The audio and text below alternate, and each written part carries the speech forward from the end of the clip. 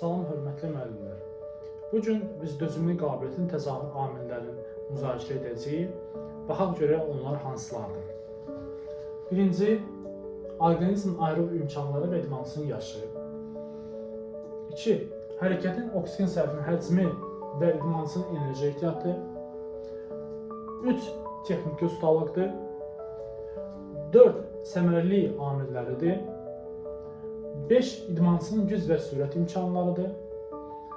6. Əzələ işini yerinə yetirərkən və yorulma zamanı fizioloji funksiyalarının dayanıqlıdır. Və 7. Bərpa proseslərin sürəti. Burada belə bir açar sözləri var, yalnız dözümlülük qabiliyyətinə aiddir. Aerob imkanları, oksigen sərfi, texniki ustalıq, idmansın güc və sürət imkanları yalnız dözümlükdədir, sürət gücdə yoxdur. Yorulma və bərpa proseslərin sürəti. Bu deyilən sözlər yalnız dözümlülük qabiliyyətinə aiddir.